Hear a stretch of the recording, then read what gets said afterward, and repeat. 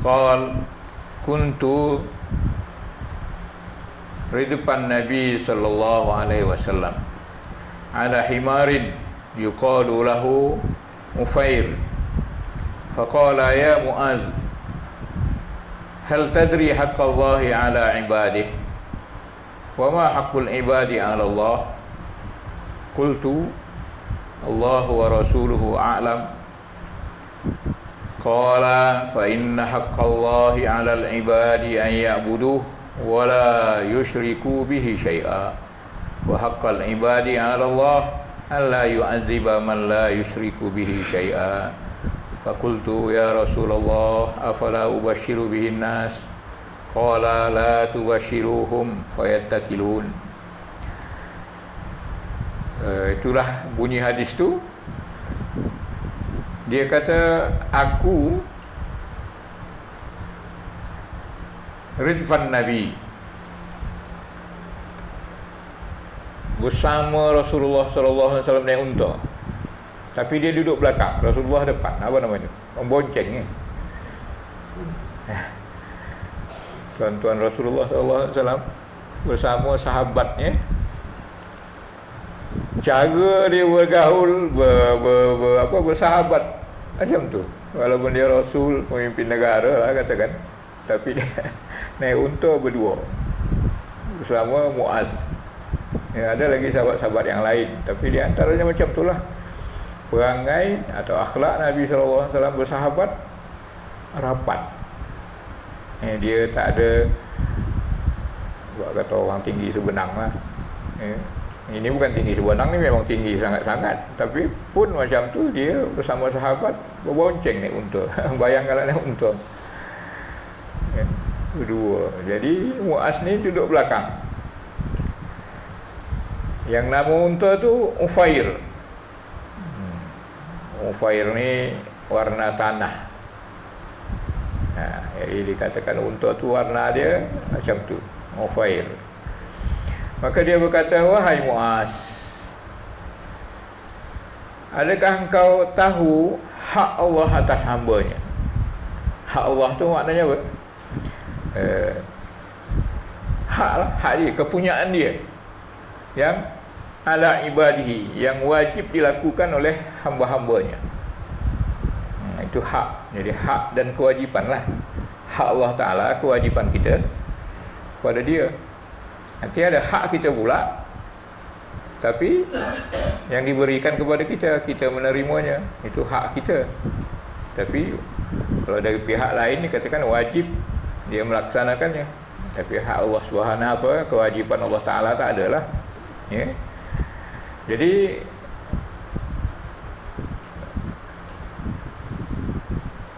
tahukah engkau hak Allah ke atas hamba-hambanya? Dan apa pula hak hamba pada Allah? Hak kita yang mesti kita terima daripada Allah Subhanahu wa taala. Maka Muaz kata, Allah wa rasuluhu a'lam. Allah dan Rasulnya lah yang tahu, yang lebih tahu. Tuan-tuan, biasa sahabat-sahabat bila ditanya Rasulullah sallallahu alaihi wasallam, maka dia akan jawab, Allah wa rasuluhu a'lam. Allah lah yang lebih tahu dengan Rasulnya. Ini adab lah, ya, adab bersama bersama orang yang dimuliakan lah. Kalau ditanya sesuatu, dia kata, anda lah yang tahu, Tuan lah yang tahu, saya tak tahu. Itu adab. Jangan kita lebih menganggap kita lebih pandai. Maka Rasulullah kata, fa inna haqqallahi 'alal ibad, sesungguhnya hak Allah, hak Allah atas hamba-hambanya. Maknanya hak Allah tu sesuatu yang mesti ada, ya, sesuatu yang mesti ada, yang dipersembahkan, yang diberikan kepada Allah Ta'ala, yang wajib dilaksanakan oleh hambanya, ayya'buduhu wa la yusyriku bihi syai'a. Jadi kewajipan kita adalah menyembahnya, mengibadatinya. Itu ya'budu, ibadat dengan segala macamnya lah. Bukan solat sahaja, bukan puasa sahaja, tapi segala perkara yang mencakupi nama ibadah, itu wajib kita buat terhadap Allah Subhanahu wa taala sahaja. Itu namanya ibadah. Ulama katakan ibadah ni kullu ma yuhibbuhullah wa yarda. Semua bentuk yang disukai oleh Allah dan yang diridainya. Jadi segala bentuk perkara yang disukai Allah, ibadah lah namanya. Senyum, ibadah. Apa lagi? Menolong orang, ibadah. Melepaskan kesusahan orang, ibadah. Bagi makan orang, bagi makan anak isteri, ibadah. Jadi perkara-perkara tu disukai oleh Allah Subhanahu wa taala, malahan diwajibkannya, maka ibadah lah namanya. Jadi jangan sangka ya buduh ni ia akan nak buduh kan, hanya kepada engkau lah kami menyembah, sembah je. Dia bukan sembah je, cuma bahasa kita ni kurang lah. Bahasa Arab ni dia besar bahasanya, dia punya perbendaharaan jauh lebih banyak daripada bahasa-bahasa lain. Nah, dikatakan datang saja 10, datang seorang lain, datang malam lain, datang siang lain, datang ramai lain, datang kerana dijemput lain, datang kerana suka lain. Jadi perbendaharaannya banyak, kita kurang. Jadi nak terjemahkan itu susahlah. Jadi ya'buduh, sembah. Hendaklah engkau sembah dia, padahal bukan sembahyang saja. Jadi ibadahlah dalam segala makna dia, meminta, memohon maaf, memohon ampun, minta pertolongan, mengharap dan segalanya lah. Wala yusyriku bihi syai'a. Dan hak Allah Subhanahu wa taala lagi, jangan menyekutukannya dengan apa-apa sahaja. Syai'an, sebiji pun, apa benda pun selain Allah Subhanahu wa taala tak boleh sekutukan. Jadi ibadah tadi hanya kepada dia dan jangan syirikkan. Jangan ada ketergantungan kita meminta, kita mengharap, kita mengadu selain daripada dia. Itu namanya jangan syirikkan dia syai'an, dengan apa-apa sahaja. Ini dua je lah, mudah ingat kan. Beribadah pada Allah, tunduk, patuh pada Allah Subhanahu wa taala, ikut segala arahannya dan jangan syirikkan. Kemudian adapun hak hamba. Ini hamba yang terima, kita yang terima daripada Allah Subhanahu wa taala. Allah, ke atas Allah. Hak hamba tu yang Allah mesti berikan kepada kita. Cuma tidak dikatakan wajib lah. Kalau hamba tadi wajib berikan kepada Allah Ta'ala, wajib persembahkan. Tapi kalau hak Allah, hak hamba, tak bolehlah kita katakan wajib Allah. Sama Allah Ta'ala tak ada yang wajib. Dia kalau tak, dia buat. Kalau tidak, tidak. Jadi kalau hak kita tadi, hak Allah tadi, wajib kita buat. Cuma bahasa tu macam itulah. Hak hamba, hak kita yang Allah, yang mesti dibuat oleh Allah Subhanahu wa taala. Cara bahasa Arab lah pakai ala. Tapi makna dia terpulang kepada Allah Subhanahu wa taala lah. Cuma dia berjanji lah. Dia berjanji, kalau engkau buat macam ni, maka imbuhan dia macam ni. Apa dia hak hamba ni? An la yu'adziba man la yusyriku bihi syai'a. Dia tidak akan mengazab siapa-siapa yang tidak mensyirikkannya sedikit pun. Jadi hak kita tadi tidak mensyirikkan dia. Hak Allah Ta'ala tidak mengazab orang yang tidak mensyirikkan. Jadi simple aja. Tak ada banyak kali tuntutan ni. Cuma buat-anak cucu-cucu lah itu, syirik tu apa benda dan sebagainya. Jadi Allah tidak akan azab orang yang tak syirikkan. Ringan je. Maka selamatlah kita hidup. Maka Aku kata Muaz, ya Rasulullah, bolehkah tidak aku bagi gembira kepada manusia, aku beritakan berita gembira kepada manusia? Sebab amalan tu sikit aja, menyembah Allah, ibadat kepada Allah dan tidak syirikan. Maka apa yang timbal baliknya, Allah tidak akan mengazab siapa-siapa yang tidak syirikan. Kerana ingat sangat tu, boleh aku cakap sama orang ni, orang ramai. Maka Rasulullah SAW kata, la tubashirhum, jangan bagi tahu mereka, fayattakilu, maka nanti mereka akan tawakal macam tu. Jadi maknanya kalau berita ni dikasih tahu sama orang, maka orang akan duduk macam tu je lah, beramal tidak apa, tidak ada, tak syirikan Allah Ta'ala. Padahal maksud hadis tu bukan macam tu. Jadi ada perbahasan lah nanti, kalau boleh kita baca lah nanti, itu muka surat 91, pengajaran hadis. Orang Islam hendaklah menunaikan kewajipannya terhadap Allah dengan melakukan amal ibadah dan tidak menyekutukannya dengan sesuatu. Itu tanggungjawab kita. Orang Islam wajib tunaikan kewajipan-kewajipan, yang melakukan amal ibadah dan tidak syirik. Selamatlah. Segala tuntutan-tuntutan kita laksanakan dan tidak syirik. Cuma masalah kadang-kadang syirik ni lah. Syirik ni perlu kita perhalusilah nanti. Dalam bab-bab syirik kita cerita, bukan sekadar menyembah patung aja. Bukan sekadar menyembah patung. Syirik ni kalau kita beramal tidak ikhlas sama Allah Subhanahu Wa Taala. Macam kita lah, kalau kita ke masjid kan, datang terniat hari tu, kalau tak datang kan, apa pula kata orang kan, saya mengurusi, umpama. Atau imam sendiri kata, kalau tak datang kan, siapa pula jadi imam kan. Jadi dia datang tu kan bukan kerana apa, sesuatu yang lain, apa kata orang. Jadi bila bentuk macam tu, sudah tidak ikhlas lah, tidak mengibadati Allah Ta'ala. Tapi apa kata orang? Hati-hatilah bila kita sakit kan, nak makan ubat, macam mana niat kita? Makan ubat pun jangan berserah kepada ubat. Bahaya tu, kadang-kadang kita tak perasan bila makan ubat tu semangat sehat dah ni.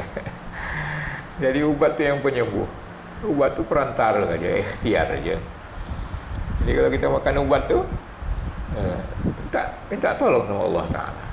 Jangan lupa bismillah, jangan lupa berdoa, ya Allah sembuhkan aku, hanya Engkau lah menyembuhkan. Macam tu. Tapi kalau kita bertawakal sama ubat tu, ubat ialah penyembuhnya, tak ada sikit pun insya Allah, tak ada sikit pun biiznillah, ini tak betul lah tu. Jadi hati-hatilah.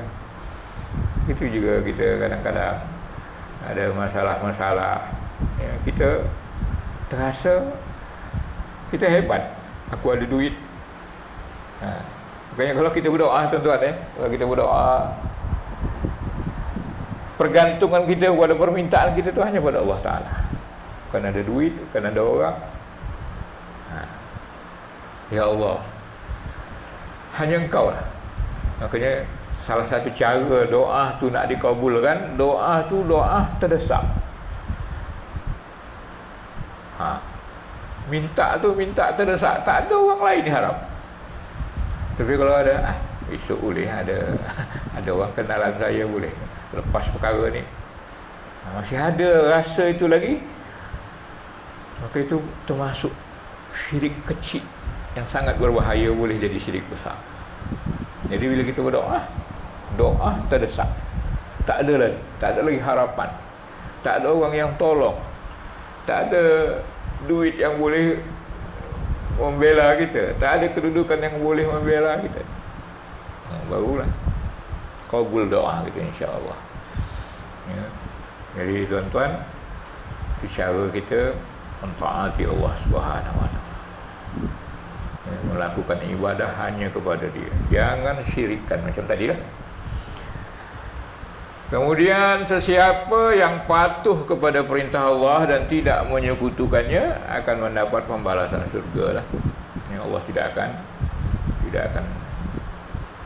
masukkan kita ke dalam neraka. Tidak akan azab, tidak akan kena azab kita. Allah Ta'ala tidak akan azab. Cuma itu tadilah syirik tadi tu lah. Selama mana kita tidak syirikkan Allah Subhanahu wa taala, selama itulah kita tidak diazab. Jadi kuncinya itulah kita ikhlas pada Allah Ta'ala, mengabdikan diri pada Dia dalam segala bentuk. Kemudian tidak kita sekutukan. Simple aja. Kemudian setiap orang Islam dilarang menyerah bulat-bulat kepada Allah untuk mendapat pembalasan surga tanpa disertai dengan amal ibadah. Jadi tak boleh bertawakal. Makanya Rasulullah kata jangan kasih tahu orang, suruh dia tawakal. Nah, itulah makna yang nombor 3 ni. Jadi mesti melaksanakan ibadah, melaksanakan amal-amal, tugasan-tugasan yang dibagi oleh Allah Subhanahu wa taala. Tak boleh serah bulat-bulat. Kita mesti ada ikhtiar. Ikhtiar kita beramal. Jangan tawakal bulat, tak jadi. Dia mesti buat. Macam kita ni lah PKP ni kan. Jangan tak ada la adwa. Ada Nabi SAW kata tak ada penyakit berjangkit. Jadi apa guna kita berjarak ni, pakai tutup pakai mask ke? Sedangkan Rasulullah kata la adwa, tak ada penyakit berjangkit. Tapi bila dibaca ujung hadis tu, larilah kamu dari penyakit kusta sebagaimana kamu lari dari singa. Dikaitkannya pula, suruh lari. Maknanya ada usaha. Jadi la adwa tu tidak ada penyakit berjangkit. Itu akidah kita. Pegang bahawa hanya Allah lah yang menjangkitkan penyakit. Tapi sebagai usaha kita mesti lari. Sebagai usaha kita mesti berusaha. Jarak jarak penjarakan sosial. Pakai usaha kita tidak bersentuh sama orang dalam masa-masa sekarang ni. Kemudian pakai pelitup itu kita serahkan kepada yang tahulah dalam bab ni. Khasnya Kementerian Kesihatan. Kita ikut dalam peraturan itu. Makanya ada saya baca Mufti Firlis wajib pakai pelitup emas. Berdosa siapa yang tak pakai. Sebab apa? Itulah yang kaji kita gitu. Ati Allah, ati Rasul wa ulil amri minkum. Patuhlah Allah, patuhlah Rasul. Jadi tuan-tuan ni kena dosa ni.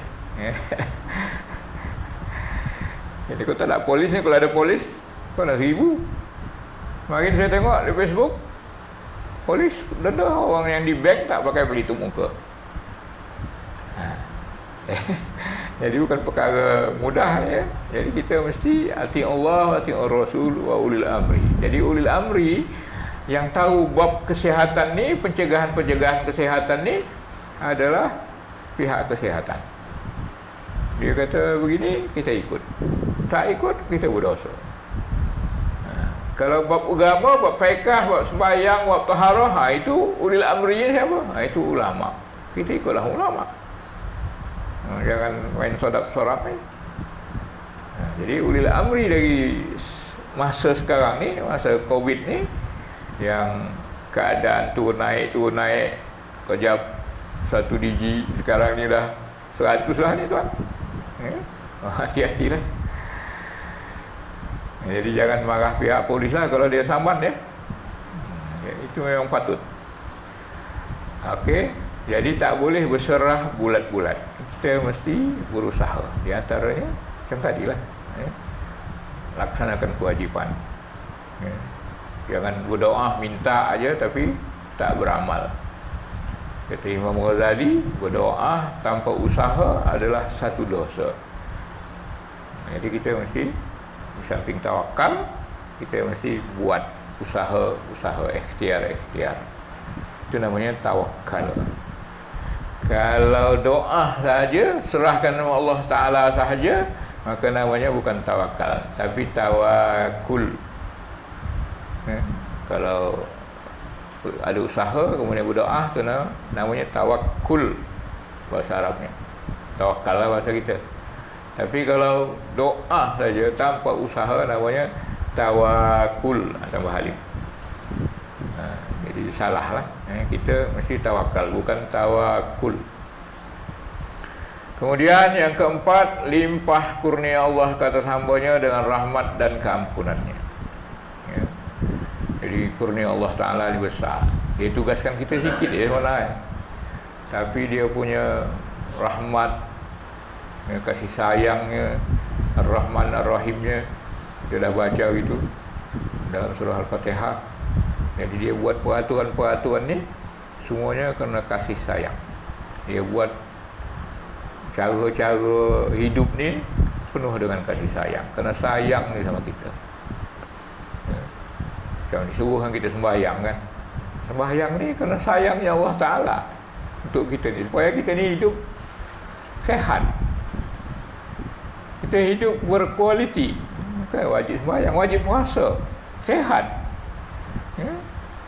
Orang-orang yang bukan Islam dah kaji masalah puasa ni, semua kata tak ada yang tak baik dalam puasa untuk menyehatkan. Apalagi puasa 3 hari setiap bulan, puasa Ayyamul Bid. Ya? 3 hari setiap bulan tu 14, 15, 13, 14, 15 tu kan sudah diakui oleh universiti di Amerika sana, bahawa manusia ni wajib puasa, wajib kosongkan perutnya 3 hari setiap bulan untuk mencapai kehidupan yang baik. Sembahyang macam tu, kita ada rukuk, ada sujud,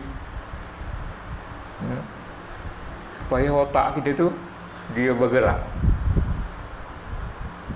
Otak ni saya pernah pegang tuan ni. Otak berat, ya, hampir 2 kilo. Dia bukan kecil otak dia, besar. Saya pegang tu otak yang masa kursus. Berat dia 1,700 gram, maknanya sekilo 700 gram. Hampir 2 kilo. Tapi kenapa kita tak perasan benda 2 kilo dalam kepala kita? Sebab dia ada air. Air itu yang membuat dia ringan, macam 5 gram saja. Sebab bila benda dimasukkan dalam air, air ni akan menolak seberat benda yang masuk tu. Jadi tak rasa lagi tu ada air dalam kepala kita.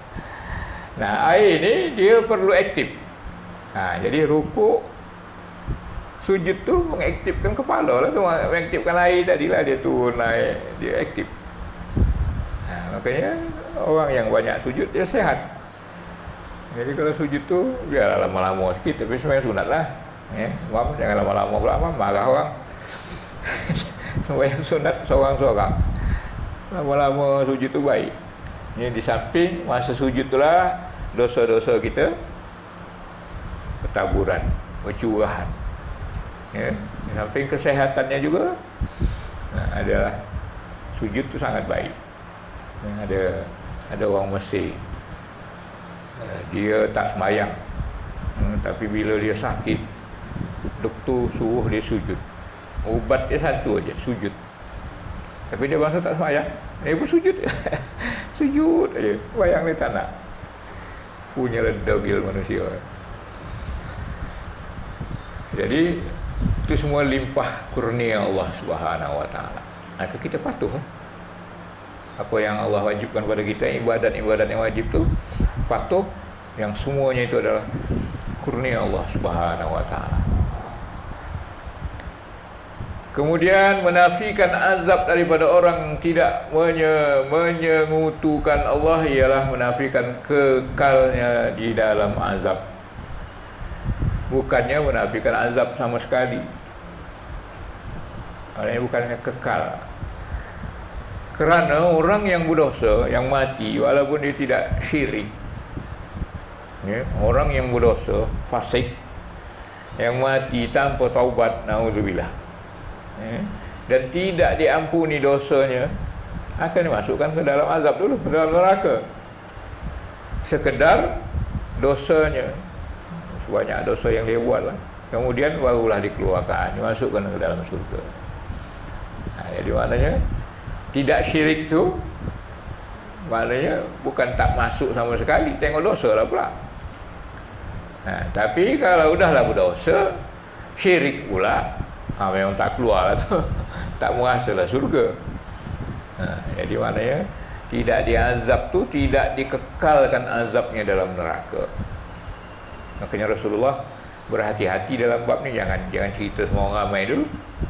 Mungkin orang nanti salah sanggap lah, sehingga dia kata oh tak syirik aja. Dia pun tidak menyembah patung, tidak menyembah benda-benda lain, tapi dia tak beramal, dia takut tu lah, ya. Jadi tidak macam tu. Serupa dengan siapa yang akhir kalam dia adalah la ilaha illallah, masuk surga. Betul lah, masuk surga lah, sebab dia la ilaha illallah. Dia memang tauhidkan Allah. Tapi kalau berdosa dan tidak diampunkan Allah Ta'ala, ya, atau dia tak sempat taubat, maka masuklah dulu. Tidak mutlak dia terus masuk surga. Dia redamlah dulu sesuai dengan kesalahan-kesalahan, yang dosa-dosa yang dia buat. Itu makna ayat tadi tu, Jadi tidak diazab Allah Ta'ala, tidak berkekalan, tidak masuk neraka. Tapi kalau dia tidak berdosa, memanglah langsunglah tak masuk neraka. Naudzubillah. Jadi itulah dia menafikan azab daripada orang yang tidak syirik, ialah menafikan kekalnya dalam azab. Betul lah kata penterjemah Pujakim dia kan. Bukannya menafikan azab sama sekali. Kerana orang yang berdosa, yang mati tanpa taubat dan tidak diampuni dosanya, akan dimasukkan dalam neraka. Betul lah. Jadi kita jangan tersalahlah dengan ayat ni kan, dengan hadis ni. Tak syirik pasti masuk surga. Memang pasti masuk surga. Cuma cuci dulu kan. Ada perbincangan lah tuan, kalau boleh kita panjangkan sikit. Rasulullah kata tadi jangan sampaikan ujung hadis tu kan. Tapi ada dalam surah Maidah kata menunjukkan Rasulullah tu wajib sampaikan. Ya ayyuhar rasul balligh ma unzila ilaik. Sampaikan. Jadi kewajiban Rasulullah adalah tabligh, menyampaikan. Sedangkan tadi tak boleh sampaikan. La tubashiru ni kan. Jangan kamu bagi tahu orang ramai. Macam mana ni? Kalau ada orang tanya lah.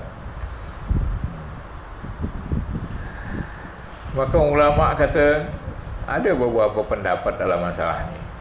Yang pertama, bahawa Nabi SAW tidak menyembunyikan ilmu. Bukan dia tak menyampaikan, dia sampaikan. Dalilnya dia bagi tahu Muaz tadi kan. Cuma matlamat dia tak kasih tahu kepada orang tu, supaya jangan sebahagian orang salah dengar.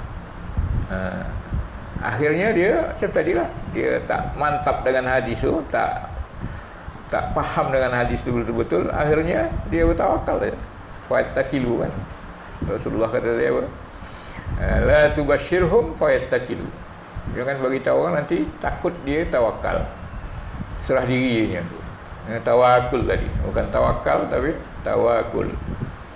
Jadi ditakutkan itulah. Tapi kalau tak adanya masalah tu, tak ada masalah, sampaikan. Takut orang tak faham. Macam itulah. Jadi kalau disampaikan, ada ilmu-ilmu yang bila disampaikan pada orang yang tak faham betul-betul, jadi akhirnya dia mendapat kerusakan besar atau amal dia kurang. Macam tadilah, kalau dengar tidak diazab, dia pun malas beramal, kurang amal dia, atau tak beramal sama sekali.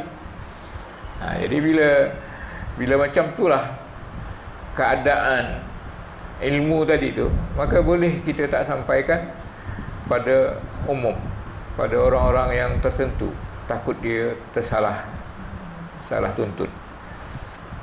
Lupa yang kejadian yang sedang viral sekarang ni kan, dia jadi salah, yang jadi sesat.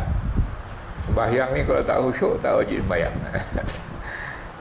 Pahaman-pahaman ni lah yang kadang-kadang mengaji separuh-separuh, ya. Jadi problem besar lah jadi.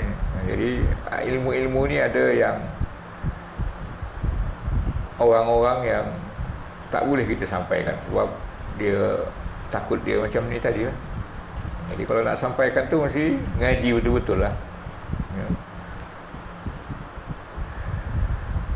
Itu salah satunya lah, dan banyak yang cara-cara yang lain lah. Kemudian Rasulullah rahasiakan yang ini tadi bukan untuk rahasiakan selama-lamanya. Contohnya Muaz sendiri pun akhir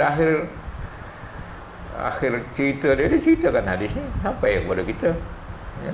Bukannya terus kunci Muaz seorang aja tahu, tak ada, sampaikan juga. Cuma ada time dia atau ada orang-orang dia tak sampaikan, ya. Jadi ada kadang-kadang macam Syiah kan, dia ada rahsia-rahsia sampai Rasulullah SAW hanya sampaikan kepada Ali saja. Dia orang Syiah pula. Jadi Ali saja yang tahu, sahabat-sahabat lain tak tahu. Jadi orang Syiah berpegang kepada itu. Jadi ada syariat-syariat ni hanya Ali saja yang tahu. Itu yang mereka kembangkan. Tak ada rahsia-rahsia, tak ada ilmu Rasulullah atau ilmu Allah Ta'ala ni. Semua yang